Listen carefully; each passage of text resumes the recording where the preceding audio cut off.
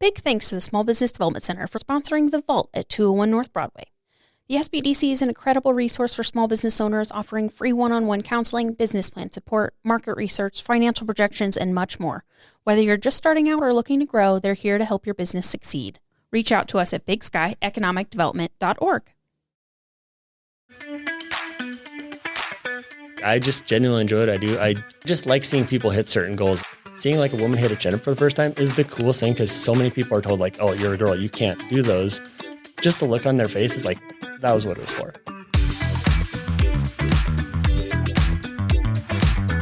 The following is a Big Sky Economic Development production. It's Mars B. And Kavo.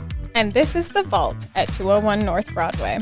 A business podcast where we bring you entrepreneurs, small business owners, and community leaders of Montana. You don't want to miss this. Learn how to better start, manage, and grow your business. And your leadership style. Tangible takeaways to save you time and improve whatever it is that you're working on. You're listening to The Vault. Joining us today on The Vault is personal trainer Ryan. Ryan, we know you're a listener, and so we're so excited to connect with you on Instagram, and we're excited to have you in our studio. Yeah, thanks. Happy to be here. Yeah, so thanks for joining us. So as you know, if you listen, we like to just get to know and have our audience get to know our guest by talking a little bit about where you grew up and what was that like for you? Yes, I grew up small town in North Dakota. I grew up on a small ranch. Oh, where in North Dakota? Watford City. So kind of like right in the middle of the Bakken, which is the only reason anybody knows where that is now. Yeah. So yeah, no internet, no video games, no cable. So wow. We were just talking about just being like a kid again with so like different. no electronics and just playing in the dirt. Well, so like we have our daughter's almost 3, and it's like it is so hard not just reverting to that, being like just look at the iPad or something. Yeah. And again, not to judge anyone, but you're just like, you try not to be that iPad parent, and they're like let's actually read a book or play with a toy or something for more than 2 seconds. And Not the iPad. yeah, I don't have kids, so I can't. I shouldn't have an opinion. Again, I'm still very new to. I was very judgy prior to having kids, so it's like, I get it. And you're like, it can't be that hard. Like, just give them something. It's like, they raise themselves, right? I'm like, no, my kids will eat what I tell them to eat. And you're like, well, yeah, you can try that. They don't. Yeah. I do think like since I train most of women though, that has been kind of helpful to like have kids now, and it's just another thing that I can identify with. And I realize like, oh, that's why you're struggling to like get this in. Cause like when you have 5 kids or 3 kids or whatever, like it's just a lot of stuff. Mm-hmm. Yeah. So you grew up in North Dakota. Mm-hmm. What was that like? Cause I'm guessing you grew up in a small town. Yep. Yeah. I mean, like we had like 5 police officers in the whole town. Okay. It's kind of those towns where every time person you drive by, you do the wave. Yeah, the wave. Oh, yeah. yes. And I get it. Then you go to college, you're like, oh, people don't do that in every city. They don't, no. Like, I feel like I had to get used to not just instinctively waving to everyone. Yeah. I do it anyway because I just feel like it's such a right of being like here in Montana. I'm like, hey, it's me. Or like the one finger. That's what my dad does. Yep. Yeah. Mm-hmm. Yeah, it's weird. Like how often you always see someone you know. So like it's just different. Yeah. But, I mean, in Billings, I guess working in Granite, like I feel like I know everyone on West End Billings. Like you can't go to Albertsons without running into 5 people you know. And so Billings is small. Like it's just its own way. Yeah, like big small town. Mm-hmm. So what how long did you stay in North Dakota after graduating high school? Yeah, so I graduated as a physical therapy assistant, and I needed to go somewhere to like finish my internship. I had a great uncle who lived here, so it meant I could live for free. So, yeah, I love that. Yeah. And I just needed to get away from the oil field for a bit. And then afterwards, it's like, I didn't end up going through that career path, but it's like, this is the biggest city I knew. So I just stayed here. Going on 15 years now. Oh, like wow. So many activities. I know, yeah. Well, it's like when you're used to a theater that has like 2 movies literally at any time, like Billings does feel big in that way. At least you had a theater. I think that's great. Yeah. Yeah. So you went from that, because I'm guessing it was kind of booming when you were, I mean, it's. Yeah, when I left was when I was really going. Yeah. And it's like, the Bakken is great. If you're working in the oil field, it's great. But if you're not like in a related industry, it's just not worth, paying all the additional prices and all that for small town. Mm-hmm. Kind of like the boom and bust. So you did that. Tell us a little bit more about what made you shift and you're like, this isn't for me, but I'm glad I did it. Yeah, so I originally was a business major and hated that after freshman year. And I was going to transfer to a different college, and the guy in charge of physical therapy assistant program there told me, he's like, oh, this is just like personal training, which it wasn't, but it gave me a very just good background. like it. No, I remember doing my internship and having like an old lady basically like almost poop on my shoe. Oh, and I'm man. like, yeah, this is, and again, it's like, it's awesome for nurses and people that want to do that. I think that's great, but I just realized that was not for me. The I was poop like, would have got me out of it too. I'm like, I'm not getting paid to be here. This is an unpaid internship. Like, I don't believe it. Yeah. and I'm like, I can't handle this. So, I'm very grateful for the people that do that. Exactly. But I get it. It's not for everyone. exactly. It's like, if it's, same thing, like my wife's a teacher. I could never imagine doing that, but it's great for her. Yeah. But yeah, so it was great that it gave me like a background in like anatomy and all those other things. So after working at Shields, working in insurance, and eventually moving on to training, I already had a background ahead of time, which was kind of nice. And actually then working in insurance, I just had a very easy job. So I just would read training stuff like 7 of my 8 hours every day. Wow, so yeah. it gave me a good like background to get ready for training. And then working at Shields, I feel like that's great experience for like customer service. It is yeah. I would love to know the back end of all of that. I think it's fascinating. They are so good. Like honestly, I mean, like on day one, they sit you in this room and you have to read this book about this Walmart cashier and just this guy who everyone loved, or is a greeter, just this old man. And it's like a 30-page book, but it hammers home like how important that service aspect is. Yeah. Wow. And Ooh, it does that's kind awesome. of, it ruins you for other retail stores. Like when you go in a place, you're like, God, nobody's asked me if I need help in here. And you're like, I don't, but I want to be asked. Yeah, like it's just, you just expect more after working there. Yeah. 10-foot rule, right? If they're within 10 feet of you, you should be asking you if they need anything. It's good to know. And they really are so good there. I mean, there's a reason we still go back there all the time. Like I like somewhere where I can actually ask a question, whereas I feel like, you go to Home Depot or something, it's like you're like trying to find an employee. You like, are. And I feel like they speed walk away from you sometimes. They do. It's You're like, almost like it's a game. excuse me. You're like, I dodged 5 customers this hour. Like, I'm There's doing a good. counter in the back room. I know. George won today. yeah. I feel like Shields does a good job. Ace, I always feel like I walk is in, awesome. and I don't know if they think because I'm a woman that I may be helpless, but I'm like, no, I know a decent amount. I'm a man but with a beard and they still have great service for me. Like, I know. I'm like, great. I need help, so let's go. Yeah. So you did that a little bit. Were there things that working there that you kind of have taken into like what you do now, just from like a service aspect? yeah. I think exactly what that, just retail in general, just learning to read people, I think, and realizing when someone's uncomfortable or when someone needs help, like kind of realizing those signals of like, okay, they're not saying they need help, but like, I can actually tell there's more to this they need. I think insurance helped with that to a degree too, as much as again, that's another job I could not do. I'm just not a desk sitting person. Yeah. But it really helped me out. And again, I got 7 hours a day to just read about anything because there was nothing to do. Yeah. So how did you get into the insurance side? I was just sick of real estate, or not real estate, retail. And so I just needed any other job. And my wife and I were about to get married at the time, and I needed like a grown-up job. And so I'm like, oh, insurance, that seems real. And Seems grown up. I did it for like a year and a half or so, and it was great. Like my boss was great to work with. It just wasn't my industry. And he did a really good job at transitioning and letting me, because I was his only employee. So he would let me, like, I'd go work a couple clients at Granite, come back, work a few hours there. And so like got to build my business. Transition. Yeah. Well, that's awesome. Yeah, that is the hardest thing with training is like, if you don't have, I mean, like I had a spouse making money and I had a boss letting me do that. Otherwise you have no money coming in on day one. Yeah. So it is a really hard starting gig. So how did you get involved into Granite? So you talked a little bit about like the PT assistant, right? How did that transition? Because don't you have to get certified? You do. Yep. Yeah. Okay. And so it was something I'd been considering for a couple of years. And then it just happened that my wife was working part-time in the daycare as well. So she talked to the head trainer and she's like, hey, can he come shadow you? Like, what does he need to get done? And Riley, who was the guy at the time, was awesome with that. He let me shadow him, told me, okay, go take this course, do this and that, and got me set up. And so within a few months I was there. Oh, So wow. it was, it's who you know really matters. Yeah. How long have you been at Granite? This May will be 10 years. Ooh, wow. That's a So big you've been a one. trainer for a long time there. know. Oh, wow. I know it's like the first like 2 years, you never want anyone to ask you that question because you're like, 6 months, like this is embarrassing. No. You're like, we'll find Trust a me, different I know what trainer. I'm doing.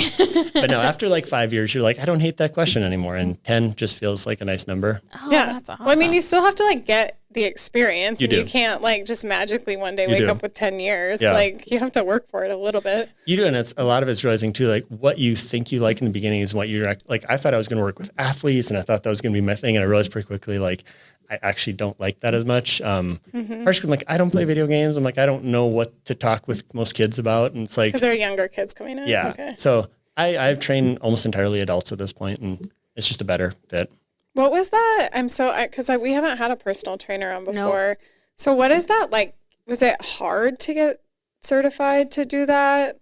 Like you had some anatomy background, which I feel like plays into it.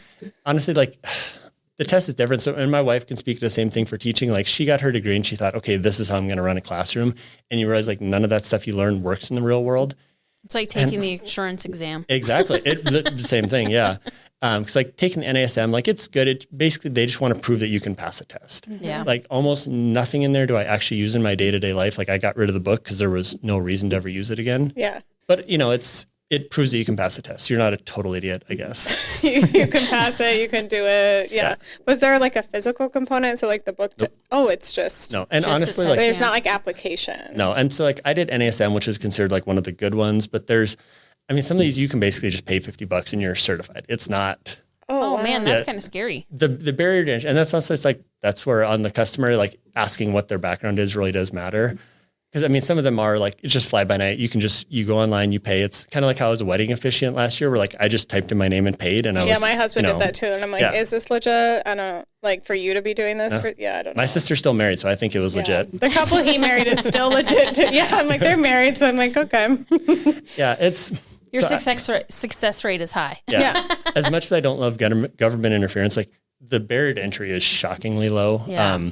It really is more about like who you're mentoring with and like what continuing ed things you're doing. Like I've learned so much more from continuing ed stuff than I ever learned from my initial assessment. So that's great that that's kind of a requirement there. Yeah. They do have that. Yeah. Like to keep yours up, you do have to have a certain number of hours each year, but you can also fill that with fluff too if you wanted to. Yeah.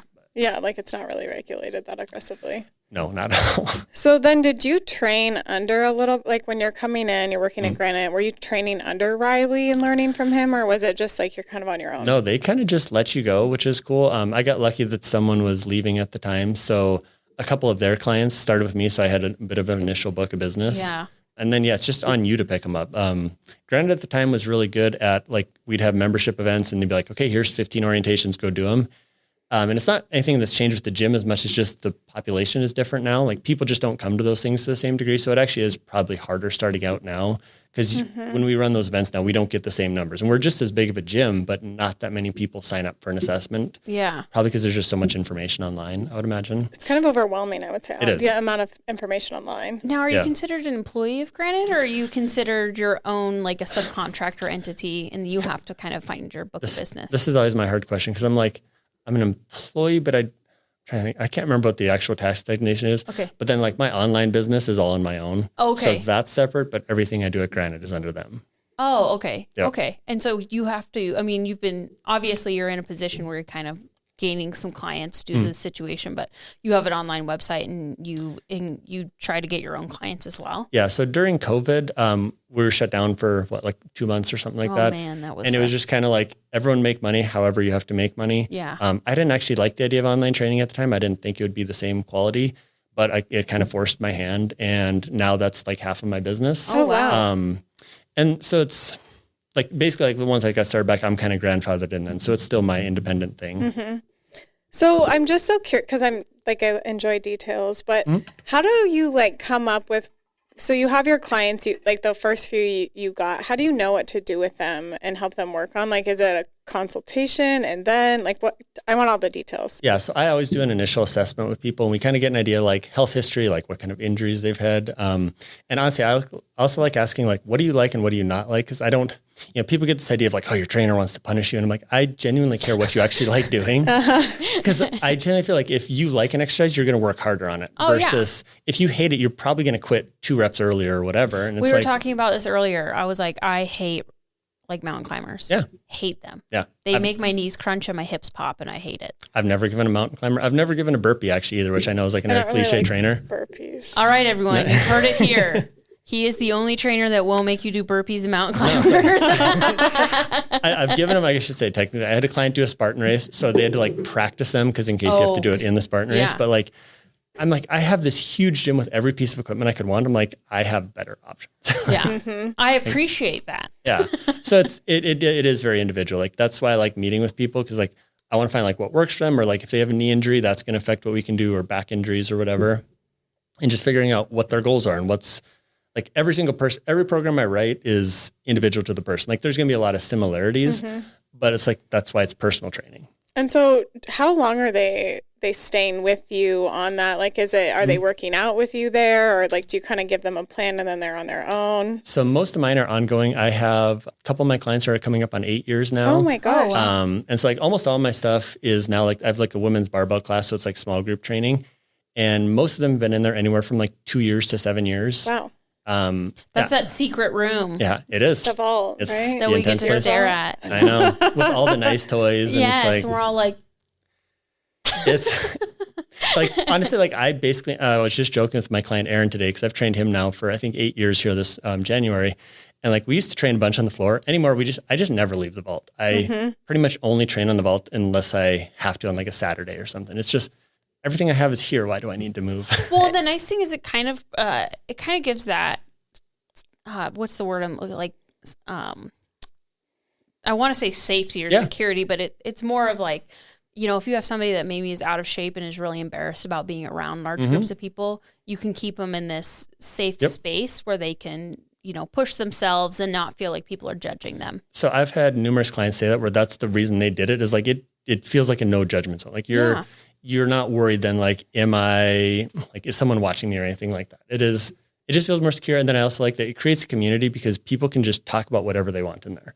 Yeah. Like we sometimes have some controversial conversations in there, and there's no worry, like, is someone outside going to be listening or anything like that? It's very much a community in there. That's really nice. I love that. And I love, I love the feeling of Granite just in itself. And we've worked out at other places. Yeah, I'm going to be honest, I haven't been in. Really? Because I'm more like Midtown area. Yeah. So but I have different. family that has went, and one of our coworkers goes. Yeah. And I mean, I've been to Yellowstone Fitness, and that one's great too. I don't know if for me, it feels like Yellowstone Fitness, like these people are like, they've got it and they're doing it. And I go to Granite and I'm like, all right. Yeah. I see some people that are with me and they don't know what they're doing. So they're just like looking at what the machine says to do. Yeah, it is. And there's very much different demographics across different gyms, which is, I mean, it's kind of great though, too, because then you find your people and you just keep going there instead of being like this mishmash or whatever. Yeah. So what are things that you see a lot happening? Because you said you train primarily women. So what are those things? Are they doing strength training primarily, or like mobility, that kind of thing? Luckily now, like the last few years, I feel like a lot of women have really embraced the strength training thing, which is awesome. I feel like there has been a huge difference. Like when I used to train, I still remember when I first had a client doing hip thrusts, and like no one was doing those. People were looking like, what are you having her do? And then now you see those 50 times a day. And actually we've talked about that even at Granite, like the weight room side used to just be men. And now there are so many women out there lifting, which has been a cool trend. Like, again, cardio is still great too. Like we do that. We still just do flexibility, but it's like, you still need that strength component. So from like a body perspective, what is that like if someone's like listening and maybe they're not going to the gym yet, but they want to start some type of like routine? Like where do you even like go to start? So if somebody has no equipment and they don't want to go to a gym yet, I start a lot of people like just be walking is huge. But from the strength training side, like just starting with push-ups does so much for so many people. Like a lot of people, men and women included, cannot do like full push-ups yet. So it's like you could build that for months before you ever worried about a gym. Like that's probably not gonna be your only thing, but it's a great starting point. And then you probably feel more confident going in. Oh yeah, because I think gyms can be kind of intimidating. Yes. Like if you're new to a community, you're like, oh my God, like these people do know what they're doing and I don't know what I'm doing, you know, like it can be intimidating. So what are some benefits that you see in like with this rise of more women doing strength training? Like what are the benefits that you think that honestly, it has? I mean, there's obviously the health benefits, but I just see so much confidence stuff. Like I had one of my clients like a year or two ago, she was at, I can't think of the place that sells trees, but the employee was like, hey, do you want me to help you with that? She's like, no, I got this. And just lifts this huge tree and carries it all the way to her car by herself. Was it Roots Garden Center? Roots. There we go. Yeah. I'm like, I go there all the time. I should remember this name. But yeah, and she just kind of got to feel proud of like, man, he really underestimated me. And I just carried that over like it was nothing. And she walked away and that guy's jaw is still on the ground. Yeah. Like my client, Jennifer, who's like our hip thrust champion, she joked about she was helping her mom move this couch and they couldn't quite lift it. So she just hip thrust it. She just pushed it across the room. And she's like, wow, this really, really paid off. You're like, I've been working out and doing this and now I found it to be useful. Real world application. Yeah.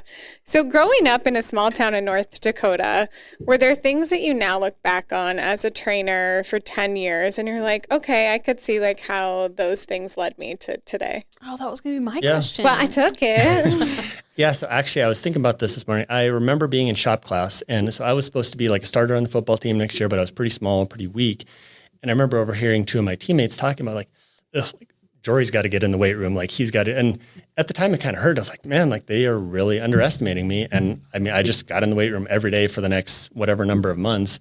And I just kind of developed a love for that. And I've always kind of looked at doing something like this, but 15 years ago, you didn't realize like, is that an actual job or is that just something you do on the side? Yeah.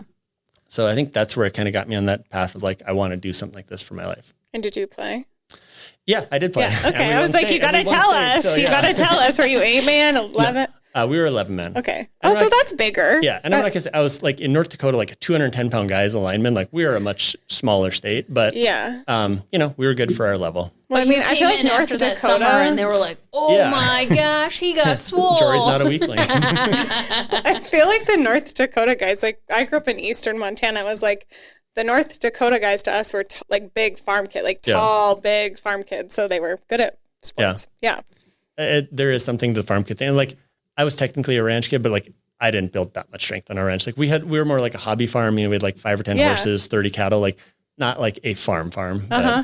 But still, like the same life. So I also think about when I'm thinking about fitness, nutrition, what's the component like that for you? Are you doing some consulting on that too and pairing that? Because we hear that diets like what this might be 20, right? Okay, I'm like, I don't know if that's a real stat, but we hear it. I mean, any stat's random, but yeah. I'm like, I'll believe any number someone says. But it is a huge component to it because a lot of women I find are just under eating initially, that's especially what we just protein. heard before. Somebody was just talking to us about which I want to talk about like that and like protein, all these things that we keep hearing all about. So yeah, like protein makes such a big difference. I'd actually just had a former client text me and he's like, we haven't trained together for like 5 years. And he's like, I can't believe I didn't like listen to you about the protein thing back in the day. Cause he's like, I'm finally doing like a gram per pound.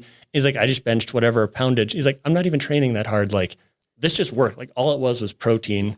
And he's like, I was training with you 3 times a week and I just never took that serious. So I think protein makes a huge difference. I've noticed a lot of women in particular, like as soon as we start hitting that number, like strength levels just shoot up, which is cool. I have a question. What is the best way to get protein in? Because food, yes. I have a naturopath and she was like, I need you to be eating like 90 to 100 grams of protein a day. And I'm like, holy buckets, because I was at like 48, which I think is probably that's terrible. pretty normal. Okay. That's honestly pretty normal. So what I do with people, because eventually we'd like to be between like 3/4 of a gram per 1 gram per pound of body weight, which for a lot of people is way more than they're eating. So if you're getting like 50, what I would have someone do is go to like 60 or 70 for a bit and then 80 and then 90 and build up to that. If you do it over a few weeks, you'll actually find it pretty easy. But I made that mistake when I was first training my wife when we got married. I'm like, all right, you're going to eat 100 grams of protein a day. And she quit after like 3 days because it was way too much. So much, yeah. And I sit there and I'm like trying so hard. So I've gotten some things. This is selfishly for my own because I'm like, how can I get more? No, but I think a lot of in people, and I think it's interesting that you said like women specifically too. And I know you train a lot of women, but like that misconception of just like and not eating enough during the day and like what does enough look like throughout the whole day for a woman. Yeah, a lot of people I feel like initially are only eating like 1,200, 1,300 or somewhere in that range. And I'd like to eventually be eating, like you should be able to sit most people comfortably at around 2,000, if not more. So like my wife, when she's not tracking, she probably eats like 2,200 plus a day and just maintains body weight at that, which is a lot for most people. Yeah. But she also built up to that over time. Like she has acquired muscle mass. She's, strength trained and like just earned that, if that makes sense. So with that, just a question for those that maybe would also be curious about this. So if they're like, oh, if I'm eating all of that and then I'm lifting, like, am I going to bulk up is what we hear. So I want you to talk about that.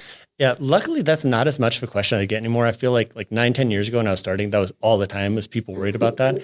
I think maybe also just having enough people and be like, I've never had a client get bulky. Like I have some really strong ladies and none of them are bulky. Sometimes that's an easy enough. It's easier to use that than science, if that makes sense. Because it's like, hey, look at all these ladies. None of them are too bulky. Like, they're deadlifting 300 pounds or whatever. I think that's an easier example for people instead of just saying like, no, you won't get bulky. Like that's not very, they want to see some proof. I want to see examples of these women. Yeah. Because everyone's convinced like, no, I get bulky. I'm like, Probably not. Probably not.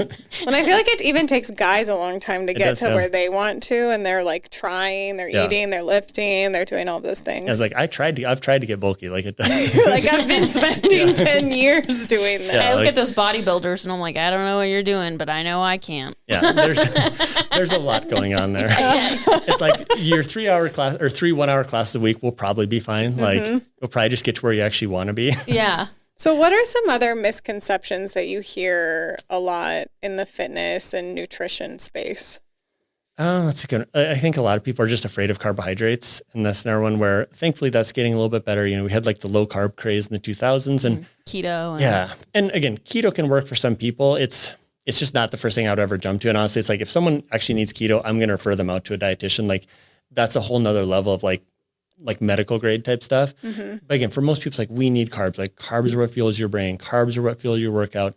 And similar to what I was saying with the protein, like when I get people eating like good carbs, all of a sudden like their workouts just feel better. Like they have energy. And you know, one thing I think a lot of people do is they do their workout and they immediately have protein, but they don't have something carbohydrate. And I was trying to explain to people is that, so like following your workout, we need to replace the energy you just lost and we need to rebuild the muscle that you just broke down. So the protein does a great job of rebuilding the muscle. What it's not great at is replenishing that energy. So it can do it. It's just very inefficient, which is why a lot of times people have just protein and then they just tank right afterwards. So we get in just a little bit of carbs, doesn't have to be anything crazy. And then now it's like, okay, I just feel good. Like I just want to go throughout my day.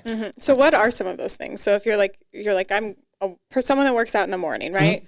So what are those things that they maybe like ideas for eating protein, carbohydrates, getting that in so it's like they're replenishing energy? I mean, I love eggs, but if people can't, like if that's too...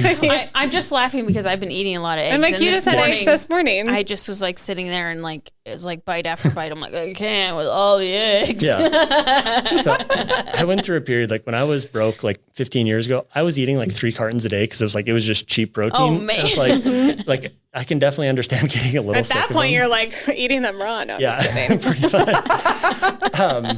Yeah, for a lot of people, honestly, I think shakes are great because pretty much everyone I train is busy. It's like my 6 a.m. class, like most of them are going straight to work right afterwards. So it's like a shake and like a banana or some sort of piece of fruit. It's like you're in and out the door. There's no time consumption to it. But again, ultimately, I like people to do real food. So it's like if you can have oatmeal or eggs or something like that, it's schedule depending. But like some ideas, like are there brands that you like? Yeah, so because that's hard. Yeah. Like again, the internet is overwhelming and you're like, is this really good or does it have bad ingredients? So usually I like, as long as people can tolerate dairy, I would say any brand of whey protein that you like the taste of is a good one. So not everyone can tolerate that. But assuming that they can, I think whey is a great one. It is a very bioactive protein, meaning that you absorb a good percentage of it. Whereas if we're having like a soy protein or something like that, those can still work. They're just not, you're not getting as high a percentage of it. That makes sense. Yeah. As far as specific brands and stuff, like I know a lot of my people, like there's a oatmeal in a jar, or the overnight oats that you sell at Costco. Oh, I've seen those. Yeah. A lot of people love those. Again, I'm a dork. Like I meal prep every week. So I'm like, I'm not always the greatest for brands. I'm like, I just make my stuff every week. Like I have eggs. Yeah. Me too. Eggs so what are bacon. you meal prepping as a trainer? So I have like kind of the same variation of the same thing every week for breakfast where it's like bacon, eggs, cheese, and like either rice or potatoes and then some fruit. And I just kind of rotate the spice. So it's never the same thing every week. It's just the same template, if that makes sense. And I'm just never, ever, ever sick of it. So I'm just genuinely excited to eat breakfast every day. Are you eating it like right away? No. So I love details. Yeah, no, I'm totally, like, let's talk details. like I have to I'm at work by like 5:45. So it's a little too early for me to like sit down and actually enjoy a breakfast. Yeah. So I've kind of trained myself to like not be hungry until 7. So that's when my first class is done and I'll just sit there and eat breakfast and do my paperwork. And then 2 days a week, my wife drops off our daughter and then she'll sit there until daycare opens with me. So we get to kind of have our breakfast together. Oh, that's fun. Does she eat the same things? No. I was like, she might like her eggs and bacon. With the 2-year-olds, it's weird. Like some days she wants something, but it's like most of the time it's like, you bring a yogurt and she's like, well, I don't want this today. It's like, awesome. Like, we're just going to throw this, I guess. So I guess that's great for you. Yeah. Food waste is fun with a 2-year-old. Like the food that was awesome yesterday is just not the food today. They're not the same. No.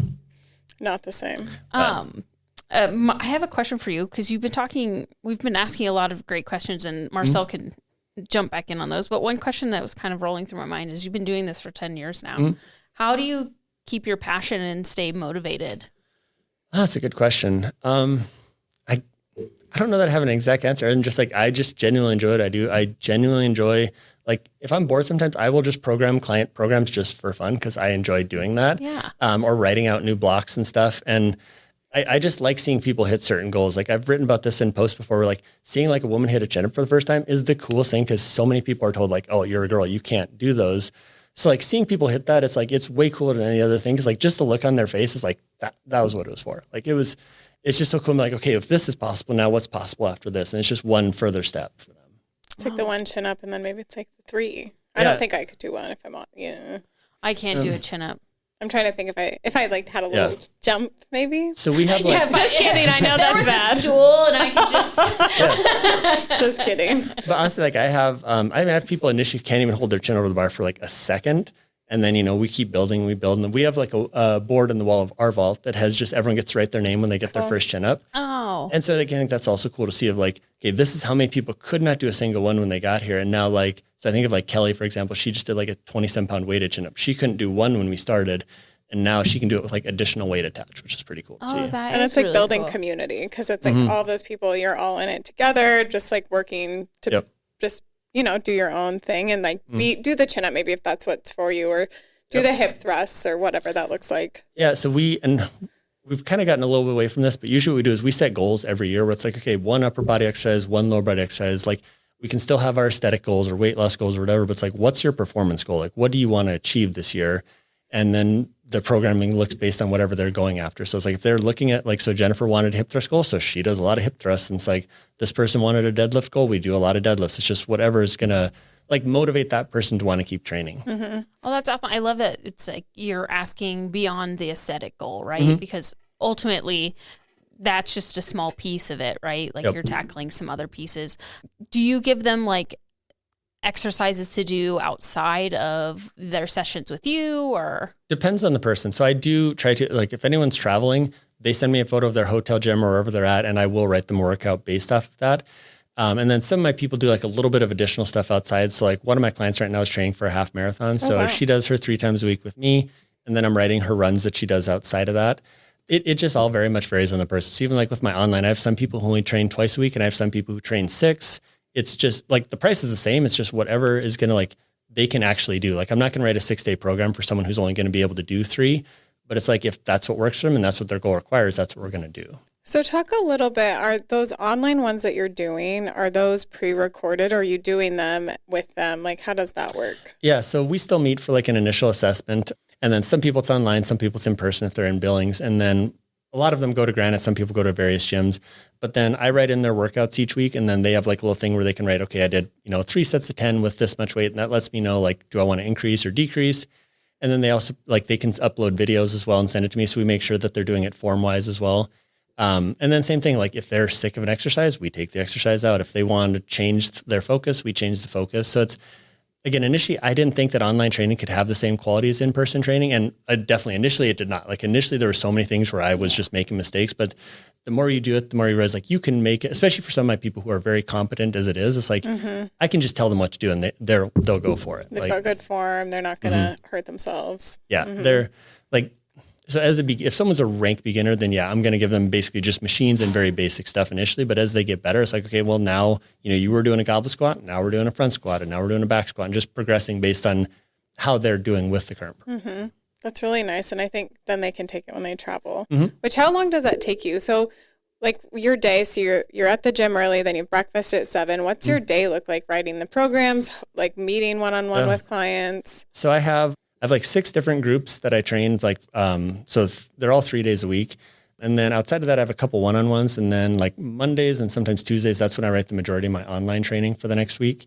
And then people are just sending videos as they do them. So, like on a Sunday, I might just get like 3 deadlift videos that I'll just be like, okay, here's what you're going to do on this, and send it back. It's just, I try to set better boundaries on that, but I'm also just like a kind of a workaholic. So it's like, well, whatever. I'd rather just address these videos now than have them sitting there until tomorrow. And waiting, and then they get the real-time feedback. Yeah, like I don't relax if I know someone's waiting on me. So I'm like, screw it. It's like, this will take 2 minutes. I can send this back. Or you look at the video and you're like, please don't go to the gym until I respond to you because you're not doing this right. It's like, wait. Taking this exercise away from you. Sorry. That would be me. Like I go and do classes and I'm always the one that's like getting adjusted by the instructor. They're like, that's great, but you're not doing that right. Yeah, I love your effort. I feel like I did Pure Barre for a little bit, and I feel like they would kind of come in and alter. I don't do it now, but like they would just come in quietly and like alter you during the group things. Yeah. Which is different. Yeah. And that's another thing too. Like the longer you train, the more you realize like you make actually smaller and smaller adjustments. As a beginner, you're just talking all the time. You start to realize like less is more when it comes to a lot of that stuff, where it's like, like if someone's doing 3 things wrong, I'm only going to fix 1 at a time. And we're going to just go based on like the biggest one. Because if I try and give you 3 corrections at once, you're not going to do any of them. It's like, okay, what's the one that's like most likely to cause an issue? We're going to fix that. Once that's done, it's like, okay, now we're going to work on this and then that.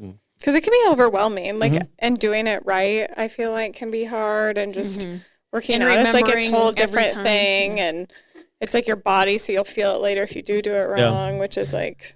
And so that's why, especially for online training, I really like using a progression. So like instead of starting someone to say a barbell deadlift, we start with a very easy variation. It's like, okay, now that you know this skill, I want you to take what you remember feeling here, and now you're going to apply it to this slightly harder exercise. So there's like a continuum when it comes to learning, where we don't want something to be where you're falling over all the time. Like that's probably too hard. You're not really learning there. But if you're falling asleep, that's too easy. We want something that just challenges you. And then you're like, okay, now I remember when I did this, and now I'm going to apply it to this next slightly harder exercise. So you're doing like programs, like you said, it could be 6 days a week, 3 days, just really meeting people where they're at. And are those like hour long, 30-minute long? It depends on the person. I always go with like, okay, what's the longest workout you think you can do? And then we subtract a little bit from that. And then same thing, like if you're like 100% sure I can do 4 days a week, let's probably do 3. Because we're going to account for the real world. Like everyone bases everything on like their easiest week, instead of realizing like, well, you're going to have like your cousins in this week, and then you have this and you have a work project. And it's like, maybe we start with an easier one, because it's a lot more motivating to have to add on later if it's too easy, versus like it's very demotivating for someone to be like cutting a day. And like, they just feel like it's this personal attack. It's like, it's not like this is why we start conservative, and we can always add from there. What would you say is one of your biggest challenges as a personal trainer? Not to ask a loaded question or anything. No. I'm like, which way do I go with this? Both ways.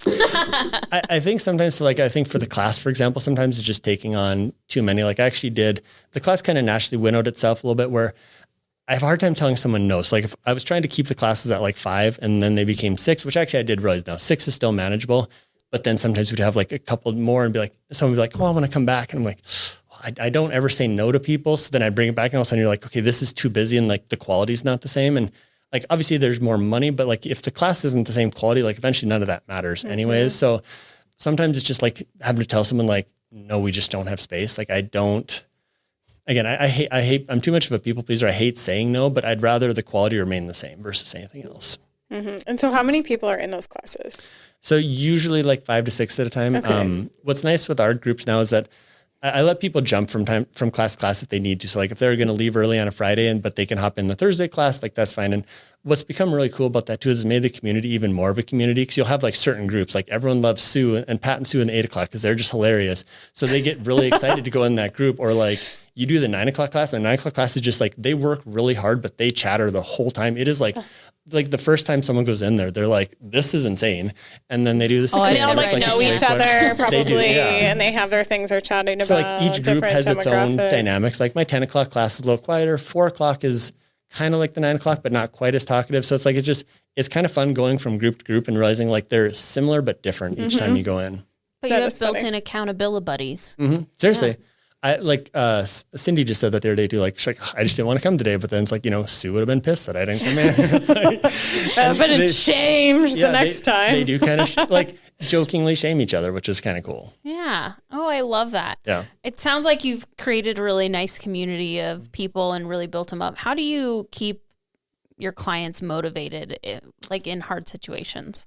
That one can be tough, and that's another thing where I'm not always. I'm not super confrontational. So that's one of the things I've really worked on last year, is sometimes being like, okay, like I know this is a hard time you're going through right now, but you also said you wanted this goal, and we don't have to attack that goal if right now is the time for it. But if that's that important, dude, like we still sometimes just need to push through certain things. And that can, cause everyone's like, well, I had a birthday party this week. It's like, well, like you can diet through a birthday party, or you can, like getting a little more accountable with people and being like, you still sometimes have to do this if you want this as your stated goal. Yeah. Like we can always pare back, but if you want this, like we need to sometimes just, some things get uncomfortable. And here's what you need to, exactly. Like life happens. So if you do want that, in December of 2025, whatever year we're in. Yeah. Here's what you got to do, right? I'm like, what year? 2026? No. Yeah. Like, not yet. Not yet. That's crazy. Yeah. So what are some things you're seeing in the fitness realm for 2025 that you're excited about? Again, I just think seeing more and more women strength train is a really cool thing. That's probably my main, but that's my passion. So like seeing more and more people do that and just not having like, I don't really like selling. And that's what I like about training is I feel like I never am actually selling. So I'm like, I just believe in this product. Here's what we do. Whereas like 10 years ago, you really had to sell something like, no, like strength training is important. And they've seen enough of whether it's my clients or online or other things now where like, they already come to me saying they want to get stronger. I don't have to like sell them on the idea of that, which just makes my job easier. Which is really nice. As a non-confrontational person. Like, no, this is what you actually need. At least you know that about yourself, I think. And you're like, oh, I'm working on it. But people do need to be held accountable. Like gym stuff, I think, like my husband, he'll go, but it's like he'll go with a friend because he just needs like that accountability. Partner. Yeah, which is, I think some people do where they like group fitness versus one-on-one, which is... Yeah, whereas like so our whole garage is just a gym, and I haven't worked out at Granite in probably 2 years now. Cause I'm like, by the time I'm done for the day, like I just want to go home and like lifting quiet and like, or whatever podcast I'm listening to. It's kind of nice just having my space anymore, not get interrupted by 7 people on the floor. I want to talk to you, say hi, do that. You're like, no. And they're like, hey, can you watch me do this and tell me if I'm doing it wrong? Sure. Like I'm going home. I needed it. How do you balance that with a young kiddo? Like schedule wise? I'm just a very habit-based person. So I mean, that's also why I don't like when my schedules change necessarily, but it's just, this is when I do this is when I do that. And I don't know, as long as I start a habit, I don't have that hard of a time, which is another thing I've had to learn as a trainer, realizing that like not everyone is just that easy. I'm like, well, just don't do that, dude. Like, it's not that hard. I'm like, I can tell myself I'm not going to eat this and I just don't eat it. You don't have, it's just like, but developing more empathy with that and realizing like different people are different than you. And that's honestly why I think as a trainer, like equally as important as reading actual training stuff is like the amount of like pop psychology essentially you're reading. Like I've read so many books on that because that at a certain point more training knowledge doesn't necessarily matter if you can't get people to understand why they need it. Yeah. So I feel like half the stuff I read is like marketing or psychology based stuff and realizing like little ways to get people to realize what they actually should be doing. So what are some of those books you like for those listening? Because I do, let's see. I put you right on the spot. No, I'm trying to think like most cliche one, How to Win Friends and Influence People. Good. Like it's been quoted a billion times. I think it's a great book. I think Never Eat Alone is another one I really like. I haven't heard of that one. What's that one about? Isn't it this guy Keith Ferrazzi? And it's kind of, it's like networking without networking. I don't like the idea of actual networking, but it is about like forming intentional communities and bonds and stuff like that. I just think he's very good at what he does. And it's just a fun name to say, Keith Ferrazzi. Yeah, it is. I'm like Keith Ferrazzi. We have a Keith, but not Ferrazzi. Yeah. How do you keep it, like, I guess, keep relationships and things like build relationships and collaborations and things like that in the community? Memes, basically. Just saying memes. Communicating with memes. But you could. I know. I feel like that is a lot of mine. Where just sending like this just reminded me of someone, so I just send that out. Like it's, I don't know. Like I try not to be too intentional because sometimes then that feels manufactured. Yeah. Like I just reach out when I genuinely feel. I try not to be like that person who's like having touch points. Like I remember reading books about that. Like you have this Rolodex and you reach out to these, and like that sounds so weird and scientific. And like, is that real relationships then? Like it's all calculated, you know? Yeah. Like sometimes robotic. I reach out twice in a day, and sometimes I don't reach out for whatever. It's like I just want to do it when I'm actually thinking of that. Mm-hmm. So do all of you, so the other personal trainers, do you guys all like, when you're talking about continuing that, or is that stuff you guys are doing together or just kind of on your own time? No, it's more on our own, which there are gyms that do it, which would be kind of a cool thing. But there are some trainers who we'll just sit down from time to time, or we'll just like send various stuff back and forth, or sometimes like share the login to a course you just took, and then they can take it too, which is helpful. And that is really nice, like the shared learning kind of. The same types of things. So have other trainers been there as long as you? Yeah. So Paul's now more part-time, but he's been there since Granite opened, which I think is like 17 years now, something like that. Oh, wow. Okay. And then Aggie as well has been there, I think, basically since the opening. Cool. But yeah, I think other than that, yeah. So you guys stay, which I think is a testament to like the type of trainers you are when you have all those clients, like your clients are coming back 8 years. Yeah. Like that's a really long time. Yeah, I did a couple years, because you think like, well, am I a real trainer if I don't have my own gym? And so I'd considered that in the past. And honestly, like it's just way too easy to just have your own, like, it's like, then I have to handle billing and I have to handle taxes and and all that stuff. It's just, and equipment can't be cheap. oh no, you're going to spend 50 grand easily. Yeah. So it'd be cool, but, it'd be like an ego thing. But it's like, Granite's just easy. I like being there. I like even just the people I say hi to every morning that I've never trained, that I'm never going to train. Like you just have so many little relationships there. And again, as someone who's a little more introverted, it's kind of nice where it's like, that's like, I can go home and then I don't have to talk the rest of the day. Yep. Like, I'm just like, you don't have the like heavy worries that like owning a business and the equipment and the liability that I feel like I don't gyms have to like, I mean, clean up, but like, I don't have to like go do floors when I'm done or something like that. Do you find that it's a pretty healthy community between the personal trainers throughout the gyms? Yeah, I'd say so. I mean, we're probably a little bit less now. And again, everything just changed with COVID because I feel like we saw less overall like in-person training. Yeah. So like Nicole, who's one of our newer trainers there, she does a lot of online stuff as well. And some of our older trainers do a little bit of online, but I think when I started there, we had like 7 trainers who were full-time in person. Like nobody did online back then. Lot. So it was just very different. But again, that's where the market's just different now. You could still make a living doing full-time in person, but it's just probably harder than it was before. Yeah. So you talked about some other books you're reading and things you're studying up on, which is marketing. What are some things that you're doing in the marketing realm or that you've learned and you're like, oh, that's like really helpful? I don't want to give away secrets. No, I'm just kidding. Yeah. Give us your secrets. Just kidding. You don't have to. I don't know that I don't know. I'm super genius. So the nice thing is like I have trained 2 different marketing people here in town. So a lot of times I was like, is this post sound stupid? Like I refuse to use ChatGPT. But I also like feel like I've written the same thing 1,000 times. Like how many times can you write so-and-so with a deadlift PR? Yeah. So sometimes just trying to think of like new ways to write that. Like, again, I don't like using ChatGPT because I want people to hear like my actual knowledge. Voice, yeah. I think there can be a place for certain things, but I think if somebody's paying for me, like they're paying for my actual knowledge, not just like what I summarized from reading online. Actually, what have I learned from marketing? I've gotten in the podcast game, I guess, since my boss started one a few months ago. Tell us about that. Yeah, tell us like about what your is podcast. it? What do you guys talk about? Yeah, so we're the Granite Fitness podcast. We have 4 episodes that are on there, and then hopefully we'll be starting up again here. We have a bunch recorded, just haven't been releasing them yet. Some of it's been some Granite people, and then also just various people I know from the industry, like that I've met at events and stuff from other states. And generally, we're just talking fitness. A couple of people we're bringing on are like members who have local businesses, and we kind of talk about them so they can get a kind of chance to talk about that, or just what they like about Granite as a member. That's really cool. I love that. I don't know if anyone else. No, we are the first in Billings, to my knowledge, that has one, which is First cool. Fitness. That's really cool, and I think like such a relevant topic and such a fun. We've really found like the long format's been so much like it is because you can have a conversation and learn, and like you said, you can like just pop in a podcast and do your workout. I know, like I listen to like 9 podcasts a day, so I'm probably the target market anyways. Yeah, you're like that is me, but I'm an Enneagram 5. I'm always feel like I have to have something coming in, but I listened to a podcast the other day, and that's what the guy was talking about, how a lot of people, like it used to be you could launch a product and you would just go online and you would talk about your product and people would buy it. But people have been burned by so many bad products the last few years that like people want a little more buy-in before they're going to do it. And that's where a podcast is nice because you can, like, you can't fake your way through a podcast. Like you have to kind of like actually reveal your knowledge instead of making like some quick snappy Instagram post or something like that. Yep.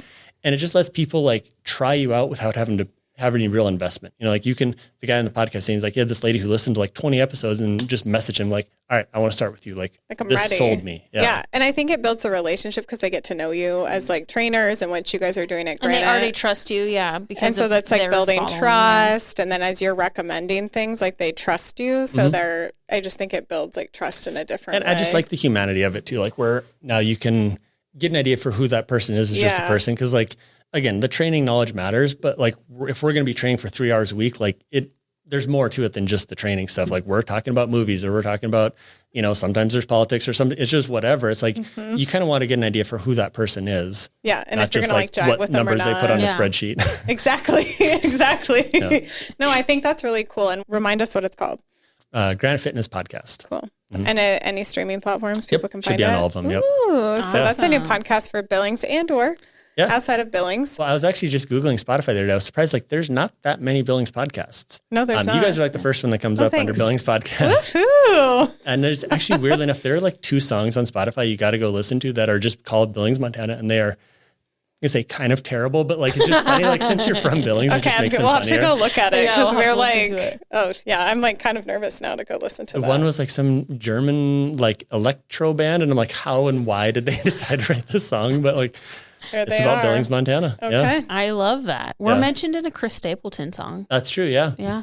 He was here. I feel like he was like here at the pub station a couple of times before he got really big. Yep. He And I played. feel like people talk about like Yeah. seeing Chris Stapleton at the It was pub like $20 station. to see him at the Yeah. pub And now station. that he's And now he's like doing who the he Super Bowl is. like national anthem, and yeah. so good. so one of my clients actually, so she went to see Kip Moore when he was here, and then she flew out of Billings the next day, was sitting next to him. This is before he was like that big, so he was just sitting like first class with her, and just got to Living go his like life. fly the whole way to Tennessee talking to him. Like, Small. I'd be I like, feel like sing, sing. just like maybe a picture just real quick. yeah, do you just want? one. Or Well, do you no, want to come back to she has a Montana? selfie, yeah. I would. Yeah. If you're sitting there at that point, I feel like you have to. Yeah. Like I you know, have it's to. like they might be nervous, like they're never going to see you again. Actually, No. And they we're- love it. They love their fans. Oh, exactly. We were at the JFK Museum a few years ago, and I saw one of my favorite podcasters. My brother's like, "You have to do it." I'm like, "Oh, I just feel like such a dork." But He probably finally had to loved go. it. Oh yeah, he was totally fine with it. Yeah. I was like, "You got to do it." Yeah. So tell us some of your favorite podcasts since we're on a podcast. Yeah. Besides I- the Granite one. No, I know. Yeah, We know. But obviously, Top. the number Ours, one. yeah. Yeah, top. No, I do listen to you guys every week now, so that's thanks. cool. Oh, Thanks. awesome. I listen to, pardon my take, I listen to a lot of sports podcasts. And then I've got, like, I always Tell have, us like, what that multiple- is. Pardon my take, it's just a general sports podcast. Okay. Like any sport. Yeah, they Okay. are just super sports. And then like I'm like a college football dork. So I've got like my Miami podcast I listen to, and I've got a North Dakota State podcast. So I'm like, I have my AirPods in probably way too much to be healthy, but No, you're learning a lot. Yeah. NDSU has a podcast. they do. Yeah. Oh, I love that. That's so cool. Yeah. Being from North Dakota, but You have to. I feel Yeah. like a little attached to them. I don't know why. I'm like, well, we were really close. We were Yeah. 80 miles from North true. Dakota. Yeah. I'm And like- they've been awesome. And they are. It's funny Yeah. that they only started winning titles once I moved to Montana. So, You're like, dang it, guys. like I have friends who go to all the like championship games and stuff. Like I always feel like if I go, I'm going to curse the team. But Yeah. but yeah, I really like Minds Over Macros is a really good training podcast. Okay. I like his, he has like 3 episodes a week. One is more for trainers, and then one is like more of a marketing podcast, and one is more for like brand new fitness people. Like, so I like that he addresses a lot of different things. So Yeah. you can just get a lot of actionable steps as a person who's new to fitness. So really helpful. Well, it's been really fun to have you on. Yeah. And since you listen, you know, Yeah. we'll take a quick Rapid. message for a sponsor and then we'll jump into our rapid fire questions. Sounds good. Thank you to Big Sky Economic Development for supporting the Vault at 201 North Broadway. Big Sky Economic Development is the community's economic development organization. BSED's mission is to sustain and grow our region's vibrant economy and outstanding quality of life by providing leadership and resources for business creation, expansion, retention, new business recruitment, workforce development, and community development. Learn more and connect with BSED at bigskyeconomicdevelopment.org. Welcome back. We're excited to ask you some rapid fire questions, but we just want to say we appreciate you sitting down and Yeah. talking with us and sharing all the insider scoops of personal training. So my first question for you today is, what is your favorite exercise and what is your least favorite exercise? Least favorite, I'll just say burpees. That's pretty easy.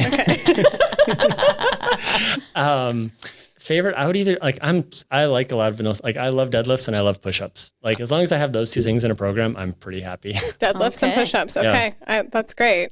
What are some non-negotiables in work and life for you? Ooh, non-negotiables. Anymore it's become setting my own schedule. I think that's one thing I like about being a trainer is that I can have like that middle of the day free so I can get stuff done. Whereas, working 9 to 5, it was just different. Like you're just nonstop. I kind of like that I get a little break in the day. Mm-hmm. And I guess honestly for me, like I just have to like what I do. Yeah. I think that's why I didn't last in like retail or insurance is like, I need to be doing something that actually like activates my mind, and that just didn't do it for me.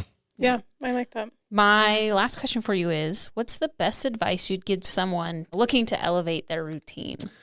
I would just say be really, really ruthlessly consistent with what you're doing. I say tell people like you can't really judge something unless you're consistent with it. Now, the fact that you can't remain consistent with it might just mean that it's just too aggressive a program in general. but find something that you like and stick with it. We were talking earlier about how there's so much stuff on social media. I think that's a problem a lot of people make is they do like 3 days in this program and then they hear about something else and they kind of add in a little bit of that. And then 5 days later, they add in something else and eventually it just becomes this Franken program that then like when it doesn't work, you're like, okay, but what didn't work? And then if it does work, you're like, I don't know what worked from this because I just have too many variables. Okay. I really like that. And I think that what I love about that is you can take it to the other parts of your life too. So it is fitness, but it's like, what's your morning like, or how are you going to sleep at night? All of those. So I think it's really great. So where can people connect with you? Or if they're like, I really want to work with this guy. Yeah. Where can they find you? Yeah. I have a website, jorestrengthtraining.com. And then it's Ryan Jore PT on Instagram and just Ryan Jore on Facebook. Cool. Awesome. Well, and then they can Thank probably you. find you at Granite. Yeah. Every day. Every day. Well, thank you. It's been fun to have you on. Thanks, you guys. Thanks. We hope you enjoyed this episode. Make sure you are subscribed to The Vault at 201 North Broadway, wherever you podcast, including YouTube. Connect with us on Facebook at The Vault at 201 North Broadway and Instagram at The Vault_201. Don't forget to visit us at thevault@201.com and subscribe to our newsletter. We will see you next time. Bye.